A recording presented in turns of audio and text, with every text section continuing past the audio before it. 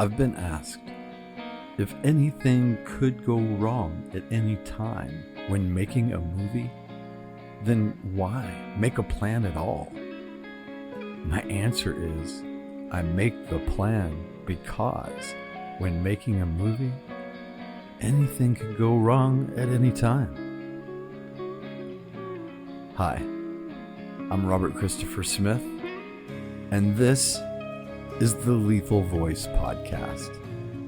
This show is really my confessional, where I get the chance to dig deep and tell you about everything that happened, good and bad, while I brought vengeance turns from the page to the screen. And this first season is called Turning to Vengeance.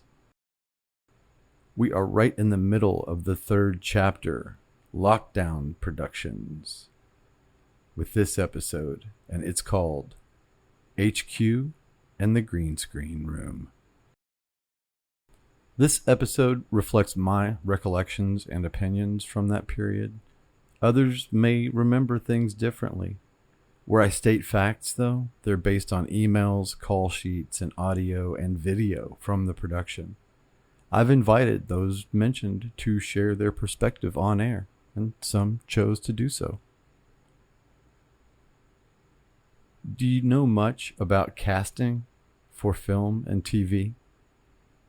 The casting process is definitely something that cannot be understood until you've had to deal with it. Sometimes when I hear my friends or other people talking about casting decisions and wondering what happened to this actor or that actor when they drop out of a project or disappear from a series, part of me wants to try and explain it to them, how complex it is to cast an actor into the role, and all the factors that directly and indirectly influence the selection of each actor. But it's not that simple, because hiring them really is only the beginning.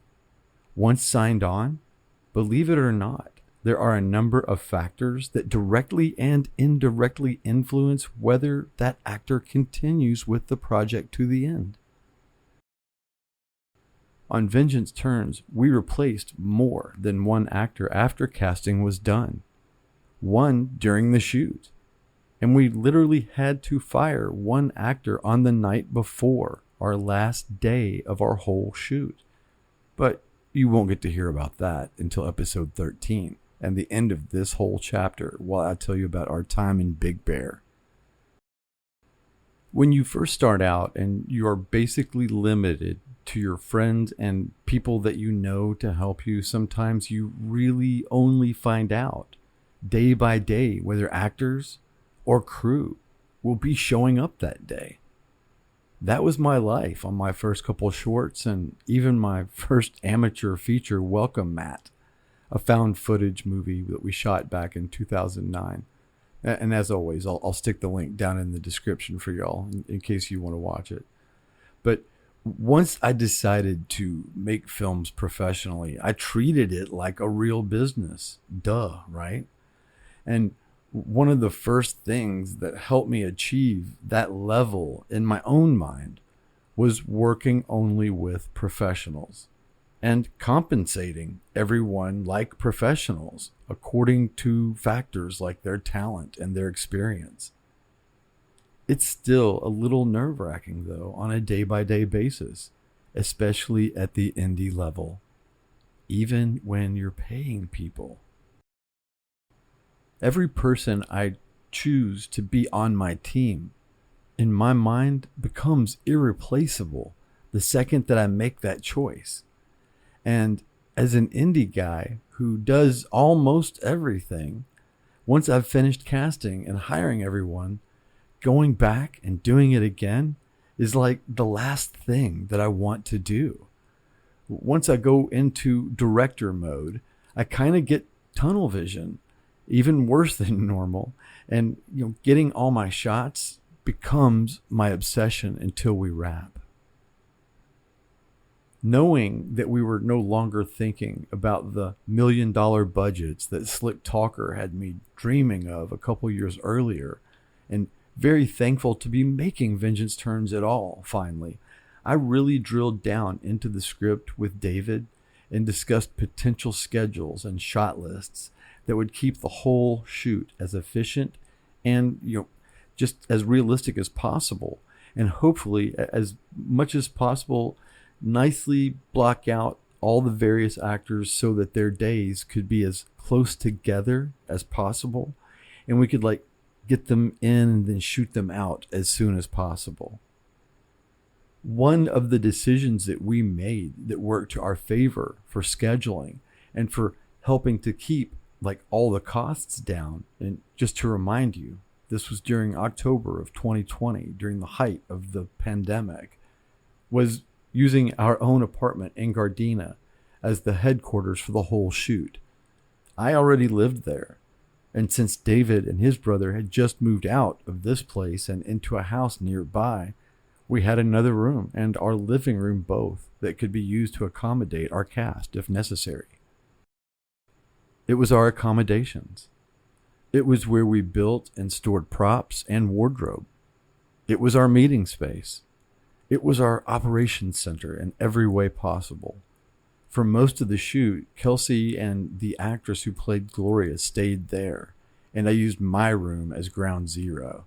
In fact, as part of that effort to contain costs, we literally transformed my room into our green screen room, for shooting special effects. In fact, we spent one entire day with all my stuff moved out and a green screen area set up in the corner, it's much, much smaller, very likely, than you might imagine it being if you've actually seen the movie and these scenes. Almost everything after the zombie kids disappear at the beginning of Vengeance Turns Volume 2 and Mia's hallucination continues, it's all shot there. Mia crawls through a void, shot right in that corner. The entire conversation between Mia and her spirit guide, also known as the voice in darkness, all in that same corner. In fact, the wrap that covers the character voice in darkness is the actual blanket right off of my bed, believe it or not. Mia falls through a void, shot with actress Paula Luelmo laying on a box in the green screen area in the corner of my room. Closer to the end of the movie, she hallucinates again and sees villain Jefferson Coltrane along with his lackeys and others from town appearing in an otherworldly musical number. Every bit of it, all shot right in the corner of my bedroom in front of that green screen. This type of planning was what had David and I feeling confident about finding our way to the finish line with Vengeance Turns, no matter if we were only dealing with a small fraction of what we had ever considered as our base number in the years previous, when we were writing and developing this project. We had to bust our ass and would have to every day of the shoot. And so would our actors. But we knew we could shoot everything, and we still could tell our story. Like I said in the previous episode, compromise just kind of became part of our DNA during the production of Vengeance Turns. And if you haven't heard that episode yet, check it out after this one. I'll put the link in the description for you. In that episode, you'll hear me discuss the necessity to negotiate and navigate all the compromises that you'll need to make when shooting your feature film. And also you'll hear me say that there's a limit, a line, where enough is enough.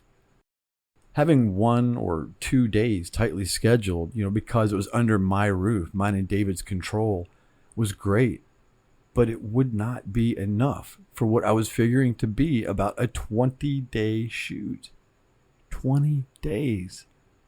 If we really were tightly scheduled and rehearsed, 20 days.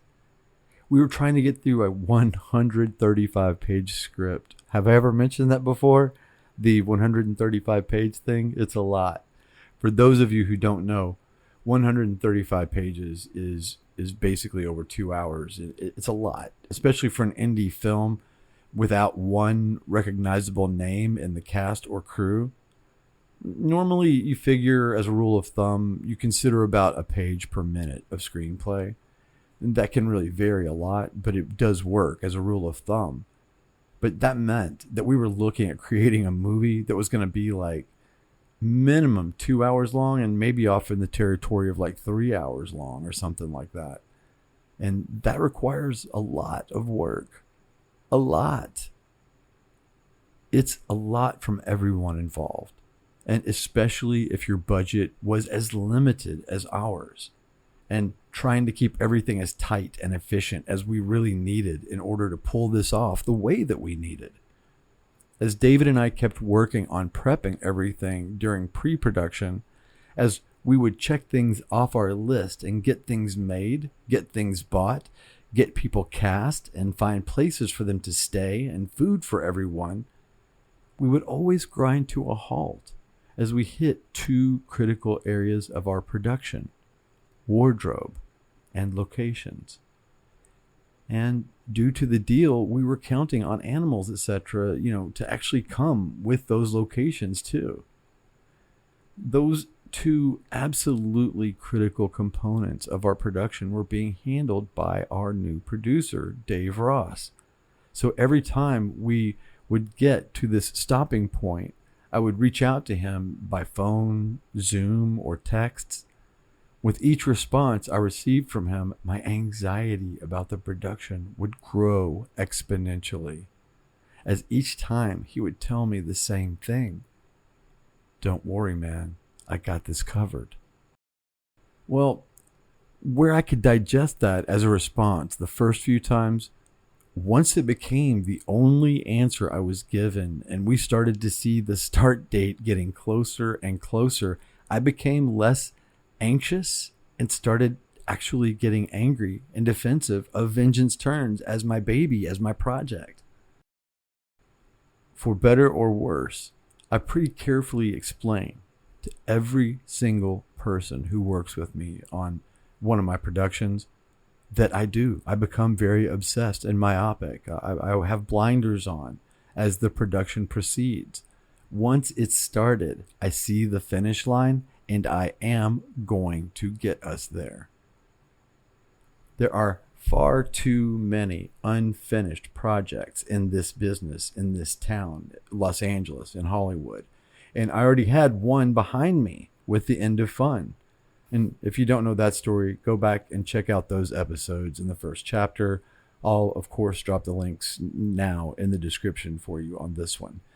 But anyway, one promise that I had made to myself because of The End of Fun about Vengeance Turns and any other project that I ever produced after that was that it would be finished and it would find its way into the world through film festivals and eventually getting a distribution deal. Turns out I was right, by the way, but you'll have to wait until the next chapter to hear about all that. But anyway, when I am involved in the project, especially when I'm forced to wear as many hats as I do in my very independent projects, especially this one with close to zero budget, I see things in very black and white manner. The world becomes binary code. People and things, everyone and everything falls into one of two categories: enemy to the production or ally to the production. When I'm telling actors and crew about this, which I do every time with every person, at first they all just think I'm one more director talking out of my ass about how passionate I am about my project. But like I said, for better or worse, everyone who works with me finds this out firsthand once they sign on and are caught in the vortex of creativity and activity that is required to make something like this happen. I wanted this to become my reputation. One of the things I would be known for in this business, not the obsessive myopia, by the way, but to be known as someone who finishes what he starts, someone who gets things done. In Hollywood, in the film business, that's not a bad way to be remembered. It's a good way. It's a good way for people to think of you, believe me.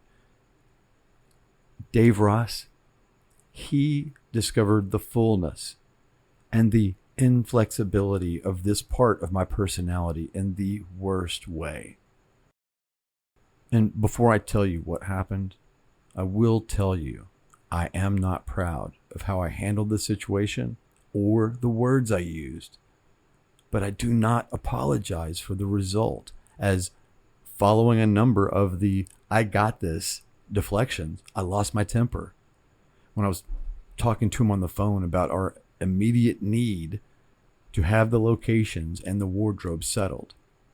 No more putting it off. I needed to know, and I needed him to know this was the last time I would ask him. So I told him to get us the information on the locations so we could start all our actors and making arrangements, all the logistics to get them to somewhere like Arizona, if that's where we were going, if necessary. That was one of the potential locations that had been kind of mentioned vaguely in the past, and I needed information to make things final. This time, when I was talking to Dave Ross, I said F or walk, except I didn't say F. I said the actual F word. And like I said, I am not proud of what I said or the way I said it. But once it was out there, he replied, I guess I'm walking. It was like ripping off a Band-Aid. What I had been fearing was suddenly true again. There would be no Vengeance Turns film. From my perspective, I had a very similar sort of experience where I was not communicating well what I had done and what I hadn't done, because every filmmaker I've worked with in the past didn't want that. They didn't want progress reports. They wanted results. And so I was only trying to give you what I had done.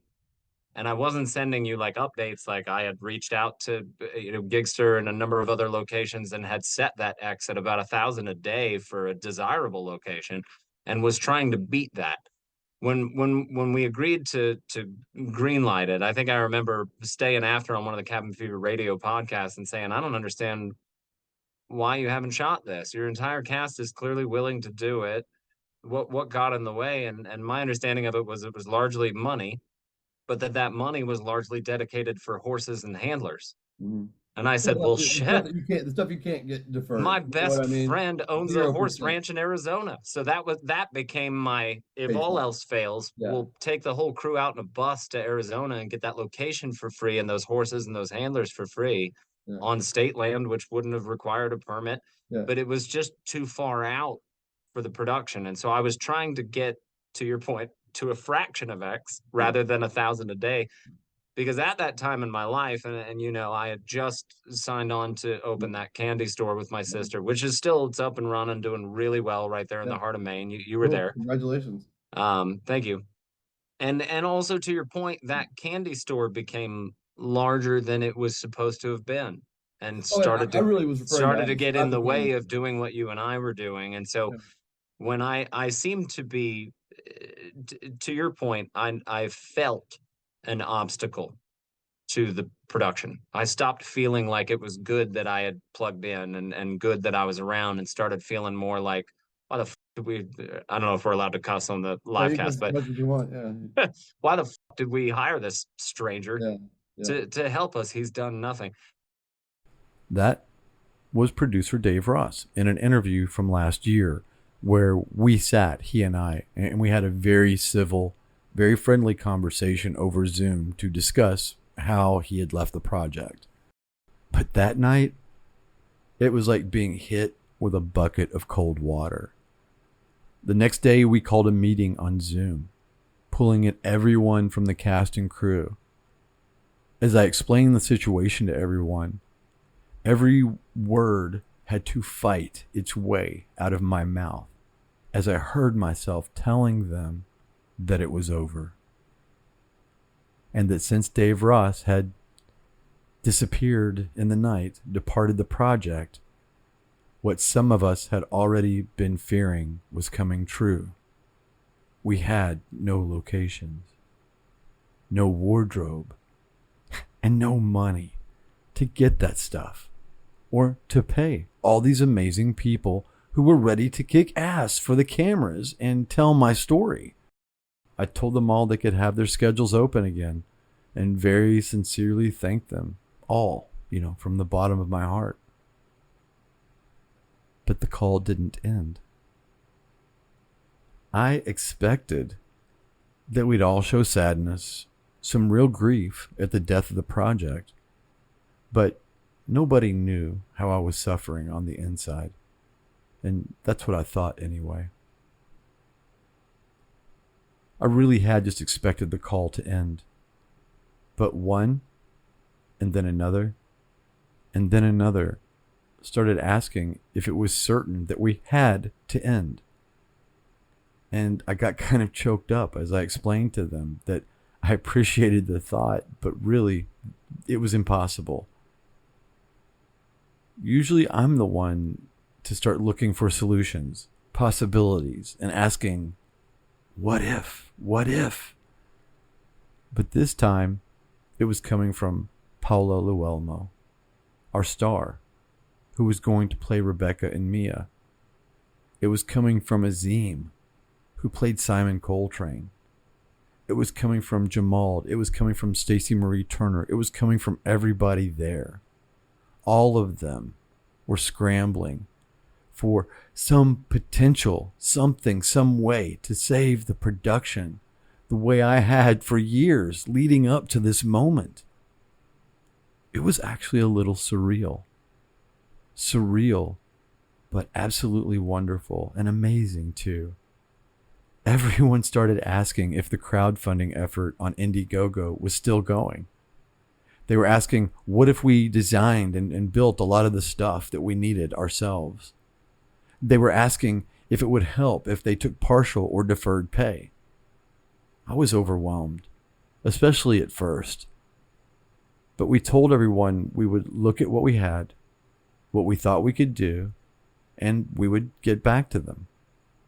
David Ruano and I discussed things afterward, trying to realistically consider taking on even more responsibility and financial commitment than we already had. The next morning was one that goes down in the pages of my life as one of the few truly life-changing days. When I woke up, David had a message telling me that he wanted to talk to me and discuss a few ideas. We had emails, voicemails, and text messages from everyone else on the cast and crew too.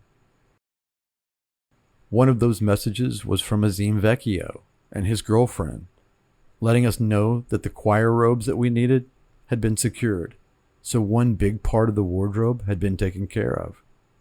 And they also let us know that some of their friends had found out what had happened and wanted to contribute a few $1,000s if it would help us. A few actors went from getting paid to actually becoming producers, real producers on the project, and throwing their cash, their time, and whatever they had at this thing to make it happen.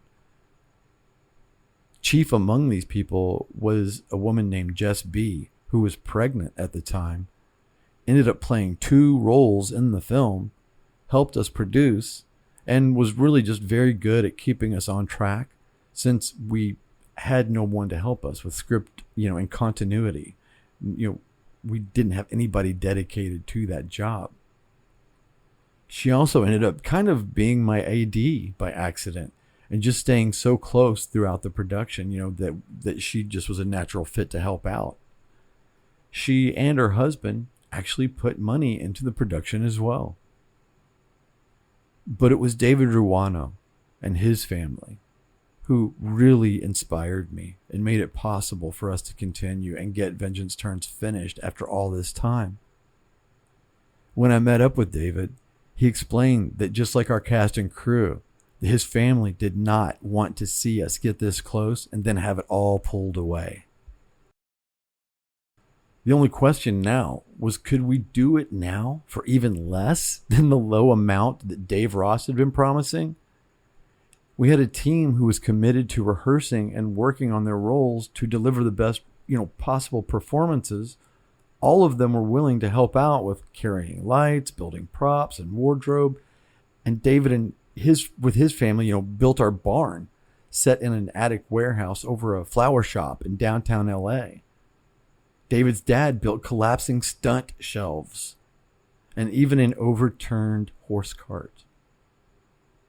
Besides offering their own property for us to build them on, they actually did the work and built little tents, these little AWA huts that we see in the Lost People camp, so that we filmed every single bit, every interior shot that you see for a tent or a hut, we filmed right there in David Ruano's backyard.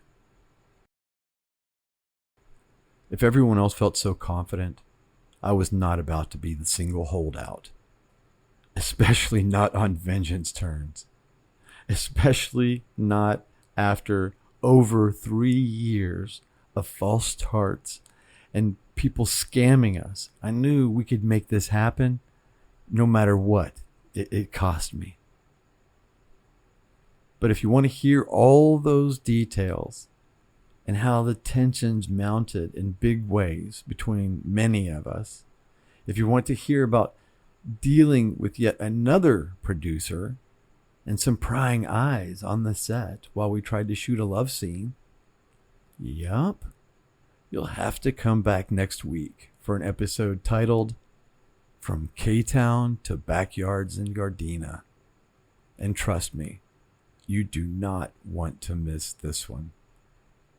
If you haven't seen them yet, both Vengeance Turns Volume 1 and Volume 2 are on Tubi. But do you know what happens on October 30th, 2025 at 7 p.m.? My first theatrical premiere. And it's for my slasher thriller, Spread Pigs to Slaughter, that I co-wrote with Kurt Belcher. Please do me a favor and check out spreadthemovie.com for more info. Again, that's spreadthemovie.com. And in fact, everything is Spread the Movie. It's at Spread the Movie on Instagram. It's just Spread the Movie everywhere. Hashtag Spread the Movie. Hope to see you at the premiere. That's it for tonight. So until next time, trust your experience. Trust your friends. And trust your gut. I'm Robert Christopher Smith, and as always, want to give you my warmest thanks for joining me tonight, for your attention, and for joining me on this journey. See you next time, Lethal Ones.